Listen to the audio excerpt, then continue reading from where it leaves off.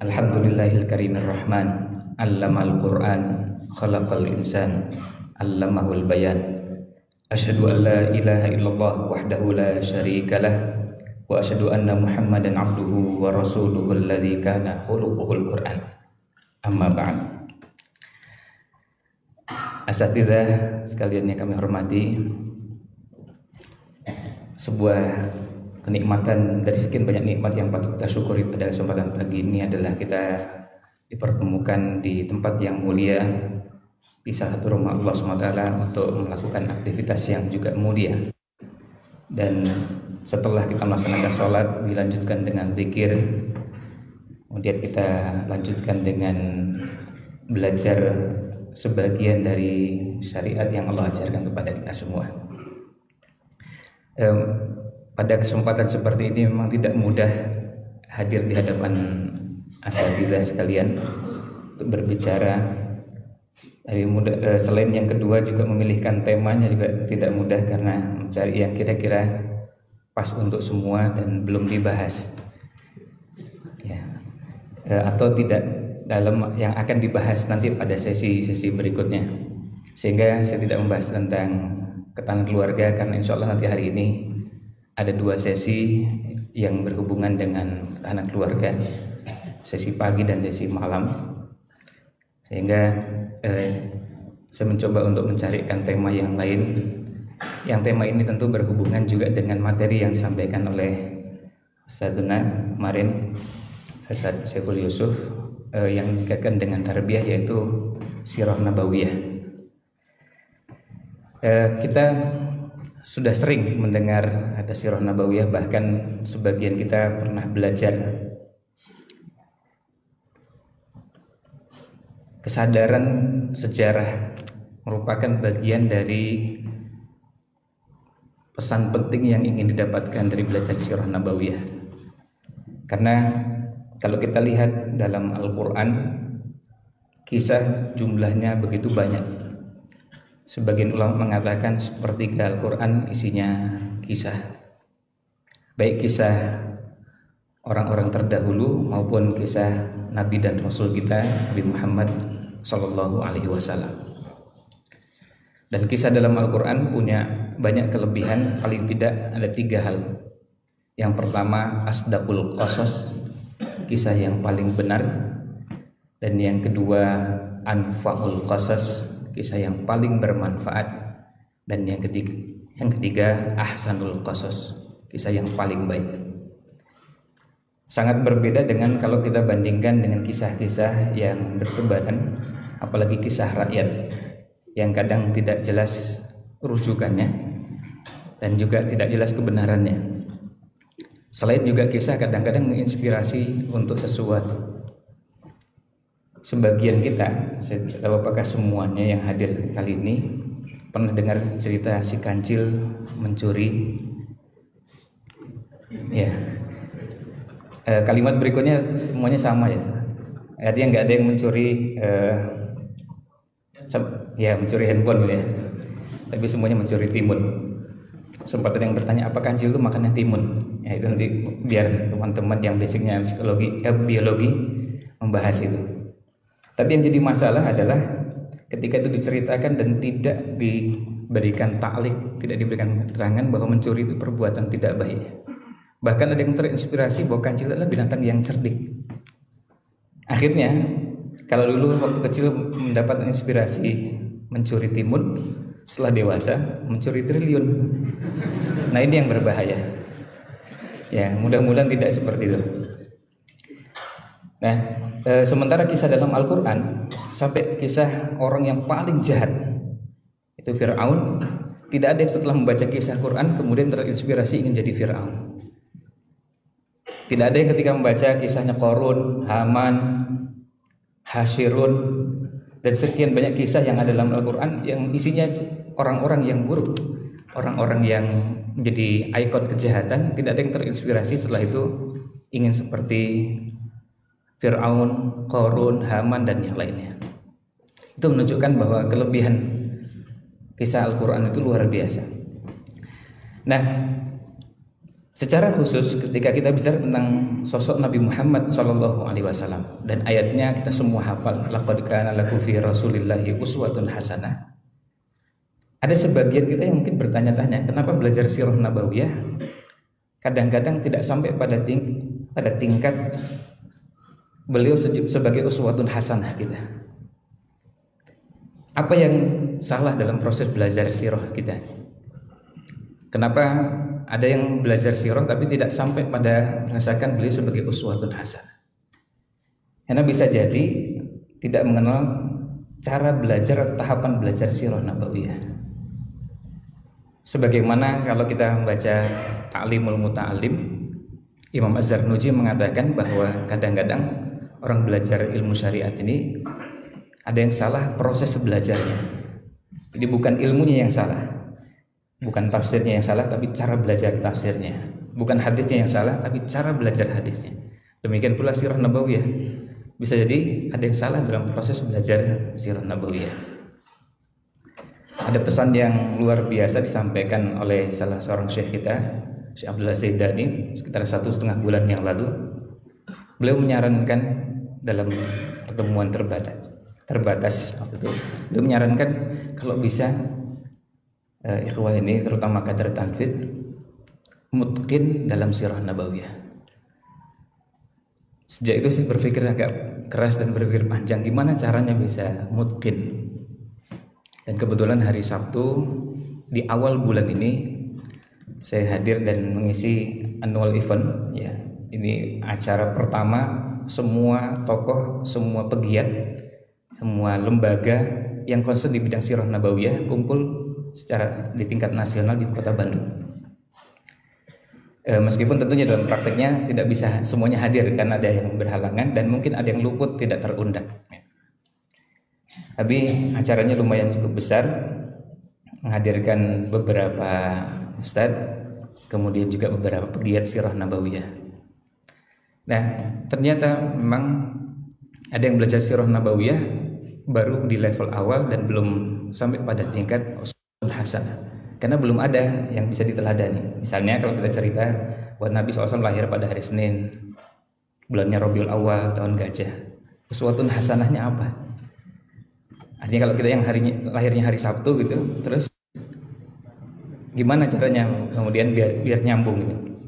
Kalau lahirnya tanggal sekian, bulan dan tahunnya, lalu uswatun hasanahnya apa? Bisa jadi di situ belum, karena memang pembahasannya belum sampai di situ. Maka ada dua pendekatan untuk belajar sirah nabawiyah. Tentu ini berangkat dari keterbatasan pengetahuan yang kami miliki, sehingga di banyak kesempatan saya cenderung untuk menghindari penggunaan istilah kupas tuntas ya. Karena bisa jadi tidak tuntas ya. Karena keterbatasan, sebetulnya masalahnya keterbatasan pengetahuan yang menyampaikannya ya.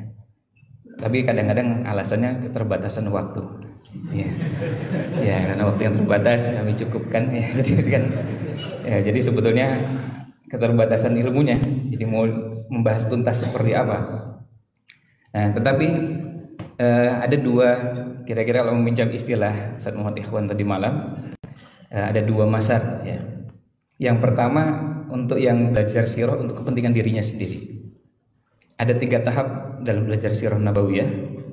Yang pertama belajar kronologi. Dalam bahasa Arab dinamakan ahdas, rangkaian peristiwa, dan itu pun bisa didetailkan. Mulai dari yang paling sederhana, paling ringan, bicara data-data, angka-angka, bicara tempat, nama, sampai pada data yang sangat detail.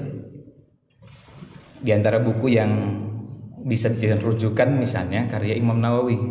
Ketika Imam Nawawi menulis buku Tahdzibul Asma' wal Lughat, dalam muqaddimahnya beliau menulis Tahdzibus Sirah An-Nabawiyah. Dan sekaligus juga mohon doanya, buku ini sedang kami selesaikan edit terjemahnya, karena ini termasuk buku yang sangat bagus untuk pemula mengenal beberapa informasi awal tentang sosok Nabi Muhammad SAW. Misalnya di buku itu menyajikan berapa putra dan putri Nabi SAW berikut urutannya. Jadi bukunya sangat tipis, ukurannya buku saku, tebalnya hanya sekitar 100 sekian halaman. Ini buku saku tuh memang bisa masuk ke saku, tapi sakunya yang agak besar. Ya, kalau sakunya kecil juga nggak bisa masuk.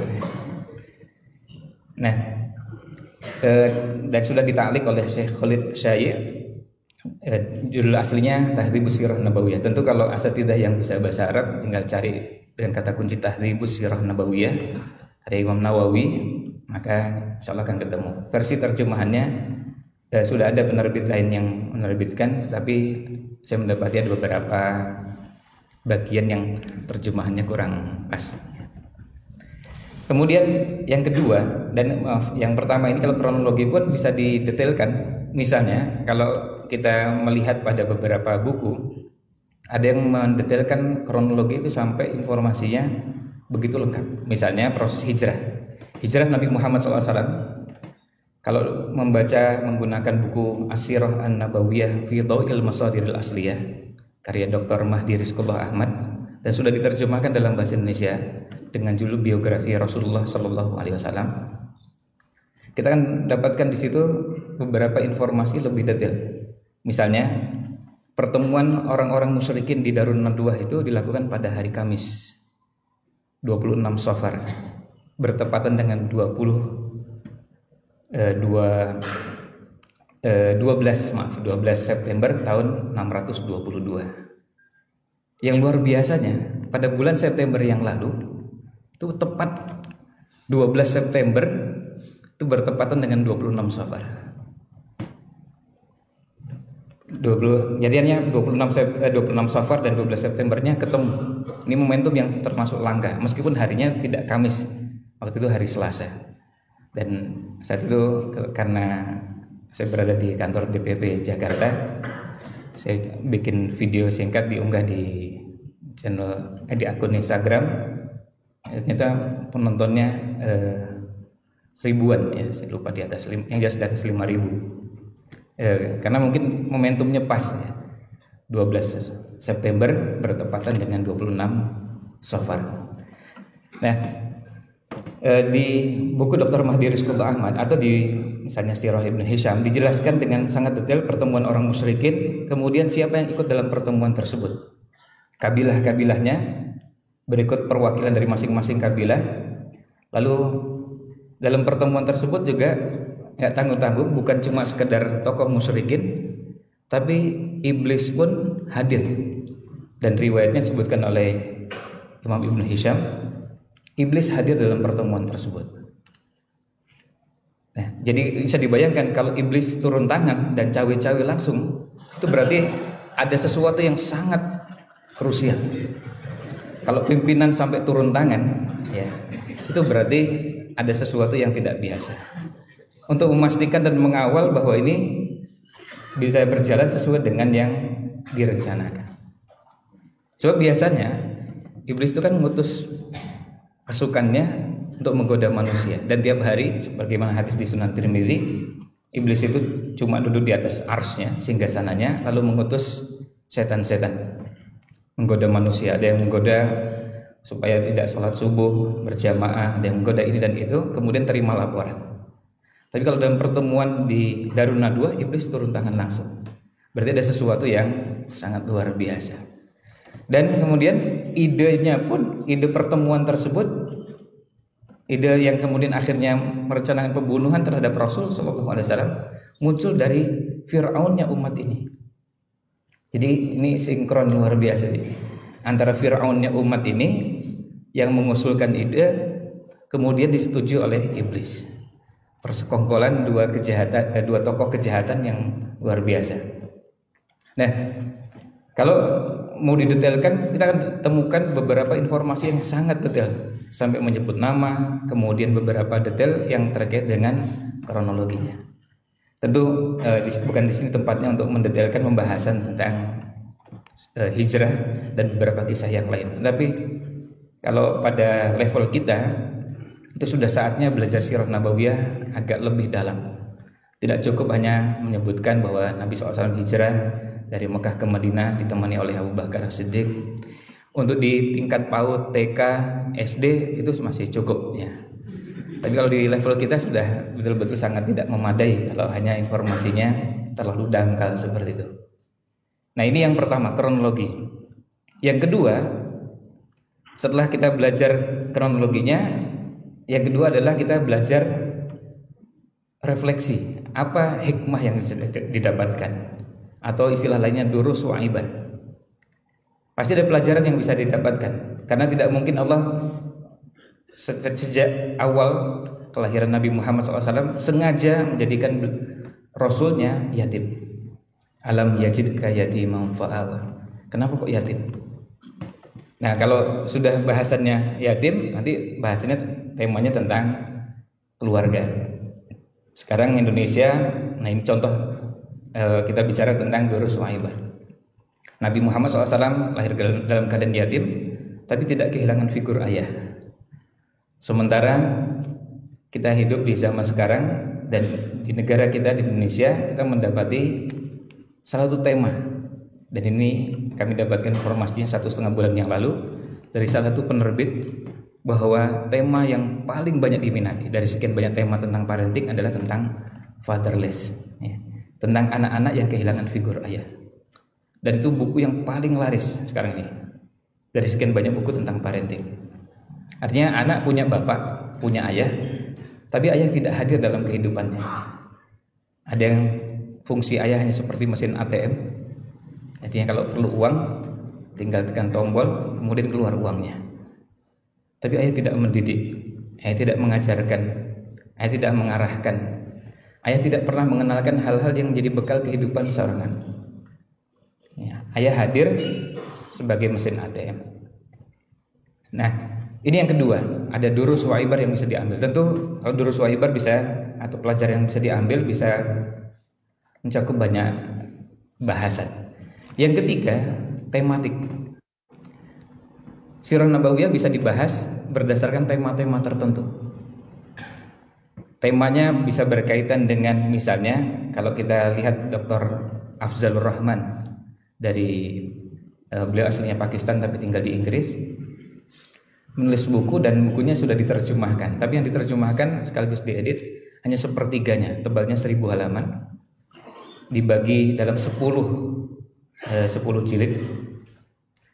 Akhirnya kemudian menjadi tema-tema khusus Nabi Muhammad SAW sebagai seorang nabi, seorang suami, seorang ayah, seorang panglima, seorang guru, seorang thalibul ilmi, penuntut ilmu, dan seorang pengusaha, sampai 10. Dan tentu ini belum semua bahasan atau belum semua tema tentang sirah nabawiyah yang bisa digali. Tapi tematik seperti ini sudah banyak yang menulis. Kalau kita melihat Syekh Muhammad Shalih Munajjid menulis buku Kaifa Amalahum Sallallahu Alaihi Wasallam, yang kemudian diterjemahkan dengan seni interaksi Rasul Sallallahu Alaihi Wasallam, kita belajar bagaimana sisi humanisnya Nabi Sallallahu Alaihi Wasallam.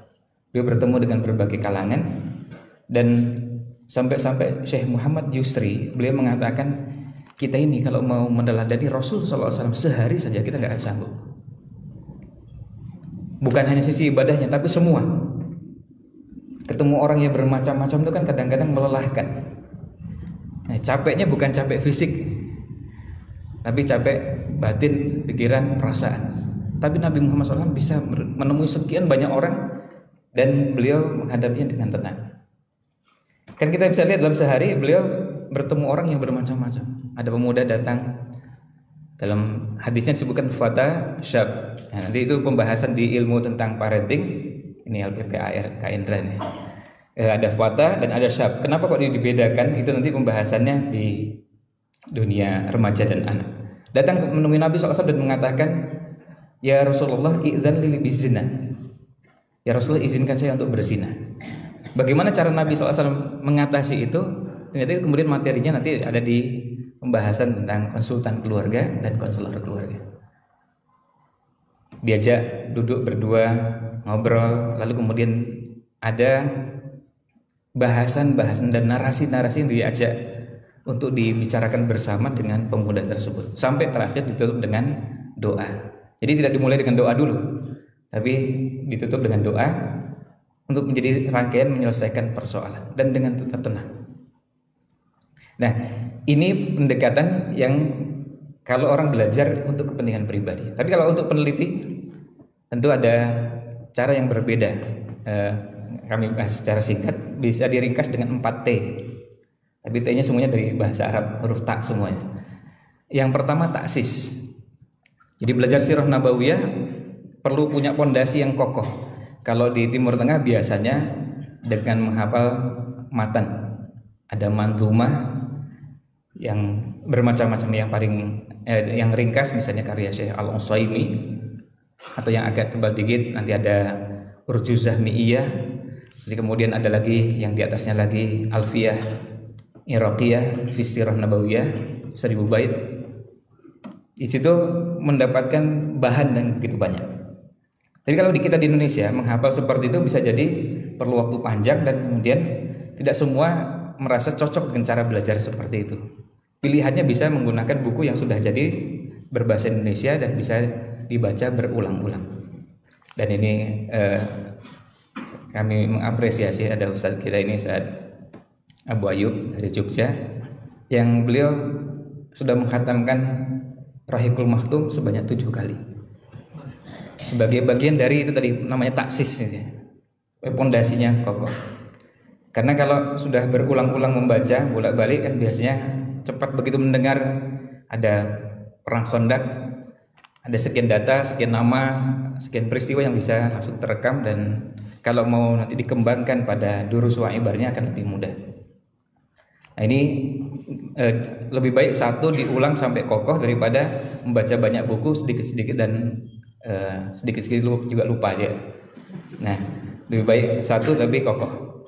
Yang kedua setelah taksis, yang kedua adalah tasawur. Karena kita juga perlu punya gambaran yang utuh tentang sirah nabawiyah. Meskipun levelnya masih dasar, dangkal, tetapi paling tidak punya gambaran.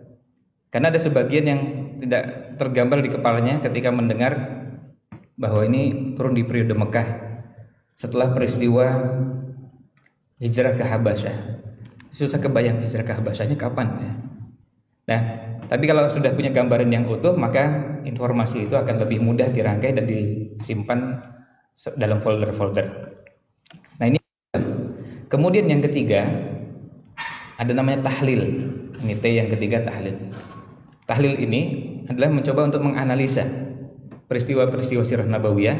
Kalau bagi peneliti, kata Syekh Soleh Ali Syekh, ini membutuhkan perangkat ilmu yang banyak.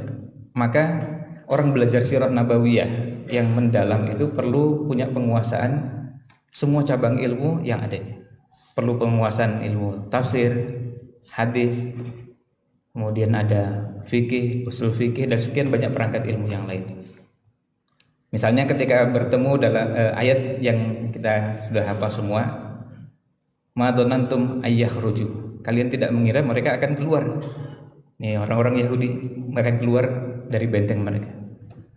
Tapi lanjutannya bukan wadhannu alla yakhruju, tapi wadhannu annahum mani'atuhum husunuhum minallah. Kalau kita baca tafsir At-Tahrir wa Tanwirnya Thahir Ibn Ashur, beliau mengatakan ini menunjukkan bagaimana mereka dengan angkuh dan sombongnya merasa bahwa sampai Allah pun nggak akan sanggup membuat kami kalah karena kami sudah punya benteng yang sangat kuat. Dan ternyata itu berulang. Cara Yahudi seperti ini berulang ketika pembuat kapal Titanic setelah bikin kapal yang begitu besar, lalu dengan sesumbarnya mengatakan Tuhan pun nggak bisa menenggelamkan kapal ini. Yang terakhir yang bikin Iron Dome di Israel juga mengatakan ini Tuhan pun nggak bisa nembus ini. Ini kan cara-cara berpikirnya Yahudi seperti ini sudah ada sejak 15 abad yang lalu. Tentu bentuk-bentuk yang lainnya pada masa-masa berikutnya banyak. Dan itulah namanya tahlil. Kadang-kadang perlu melibatkan tafsir, fikih, hadis, dan ilmu-ilmu yang lain. Dan yang terakhir adalah tabahur atau takhusus. Ada sebagian kita yang mungkin ketika meminati sirah nabawiyah memilih bidang tertentu. Bidangnya tidak perlu sama dengan yang lain atau tidak harus sama dengan yang lain. Mungkin ada yang lebih cenderung pada tema-tema yang berhubungan dengan parenting. Maka muncullah namanya parenting nabawiyah misalnya, semacamnya. Ada yang lebih tertarik pada tema-tema ekonomi, tema-tema entrepreneur, maka bisa juga sirah nabawiyahnya diarahkan ke sana. Dan semuanya peluangnya terbuka di hadapan kita, karena kesempatan ini kesempatan yang sebetulnya sampai sekarang ruang-ruangnya masih terbuka sangat luas. Apalagi di negeri kita yang belajar sirah nabawiyah cenderung masih sifatnya general atau umum, belum ada yang spesialis.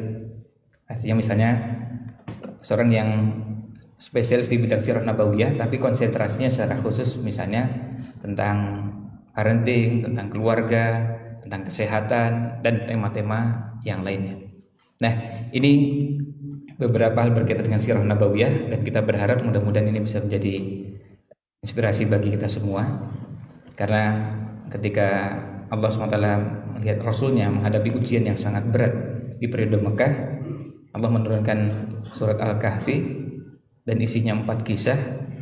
Ternyata itu menjadi inspirasi bagi Nabi SAW untuk hijrah ke Habasyah.